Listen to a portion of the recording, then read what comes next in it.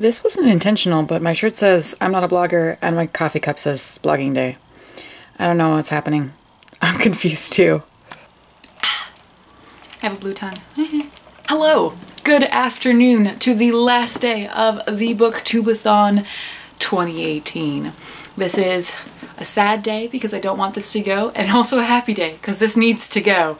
I have had so much fun during the Booktubeathon. I absolutely love this readathon so fucking much, but it is time for it to be done, and I do hope that my content will continue to increase and be fantastic. I have proven to myself that I can definitely upload videos as quickly as I can, even if I am, you know, car shopping. Like, I have a nasty fucking sunburn right now that I'm trying to pretend doesn't exist. It already hurts, and I just got home and out of the sun, so that's alarming. But you know, when you go out in 90-degree weather and you don't wear sunscreen and you haven't been outside in 90-degree weather all summer, sunburns happen. But I do want to do an update for you guys. I have started the first chunk of Into the Drowning Deep. I hope to finish it today. Don't know if I will or not. I have gotten 122 pages into it. I am very much loving it.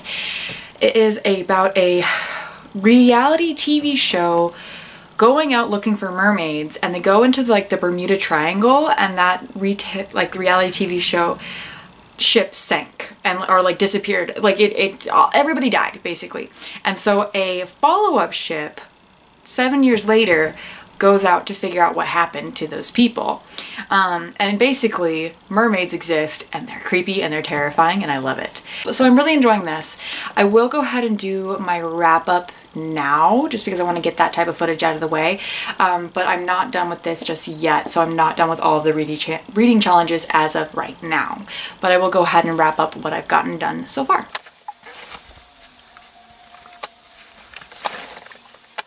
So the first book that I read this week was The Road Between, Not In Between, by Courtney Peppernell. This was the collection of poetry I read. This was my like bonus 7th book.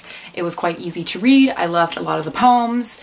I did actually like this better than her first book that I read by her debut novel, even though this came out beforehand. This was like a print-on-demand book.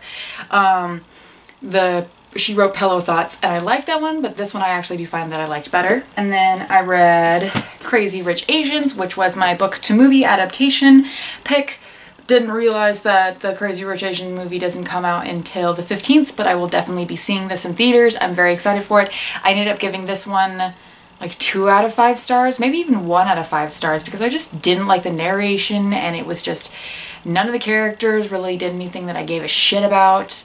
But I know that I'm going to love this in a film format way better than a book format, just because I feel like this story is visually more entertaining, I feel like, than prose wise, because the prose in this was just not fun to read. And then after that, I read If We Were Villains. This is probably my favorite book so far out of everything I've read. I have very strong hopes for Into the Drowning Deep, but this book was a 5 out of 5 star amazing experience reading. It is about a graduating class in a small arts college where one of the members has been in jail for several years, and it's kind of his story about what happened 10 years later, and it's really good, especially if you like Shakespeare. This is so much fun. And then I read Jennifer Blood. This was my read a book with a hat on pick. I ended up giving this a single star, I think. I didn't like this graphic novel. It wasn't something I would recommend, and I'm not going to waste my time talking about it because it's not worth it. Then I finished Last Call at the Nightshade Lounge. This was definitely the most meh book of all of them. I had lots of expectations. This is about a kind of like secret society of bartenders that hunt demons with the help of magic-infused cocktails.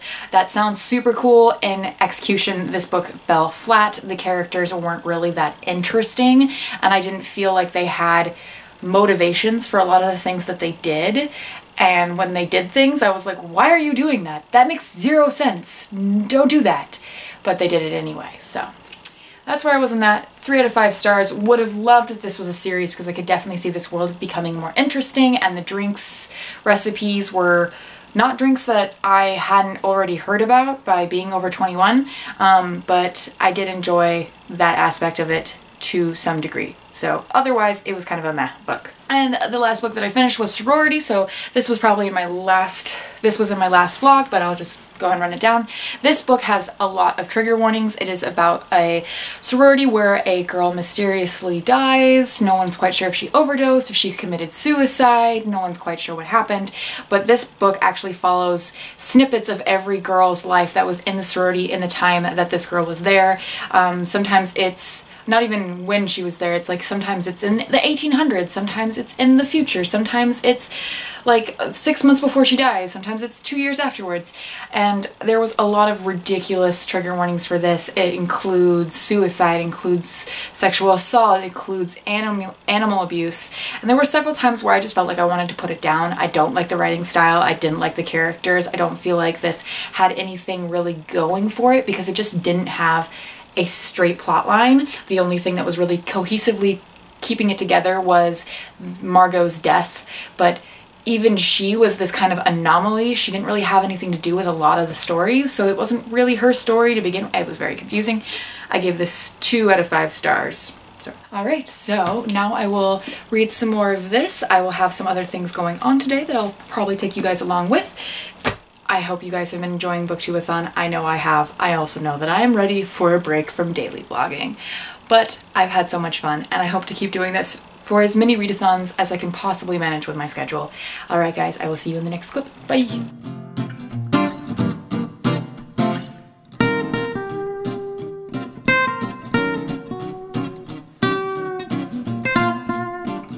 Oh man, do you see that? That's pretty great. It's pretty great. So I have decided that instead of editing the vlog tonight, I'm just going to powerhouse reading as much of Into the Drowning Deep as possible. I try and finish it if I possibly can. I don't know if I will or not. And then edit this vlog and upload it tomorrow, just so it's like more of a wrap-up, day 7. I don't have a lot of footage, so I'll like keep you guys updated on my thoughts of Into the Drowning Deep. I went back to the half-price book warehouse sale with another ex-coworker, and I found some more books, so I super need to film a haul for you guys ASAP, because I got some really fun stuff. I'm really excited. But yeah, so I will go ahead and end this edit, or this clip here, but I've had a wonderful time with the Booktubeathon this year, and I have had a stressful week, but, you know, we're at where we're at, so talk to you guys in a bit. Good morning. It is now 7:45 on Monday, following the Booktubeathon, and we have Stanley. Stanley! Okay. You didn't like that, apparently. So, was I successful with the Booktubeathon? Unfortunately, I did not finish my 7th book. I got about halfway into the Drowning Deep, into the Drowning Deep, and I had to put it down. I'm loving it, but I could not finish it in one day. It is too long of a book, and it is pretty dense writing, but I had so much fun this Booktubeathon. I know for a fact that every year will be better, and this was better than last year. This next year's gonna be better than this year, and I just had a lot of fun, and I hope to do more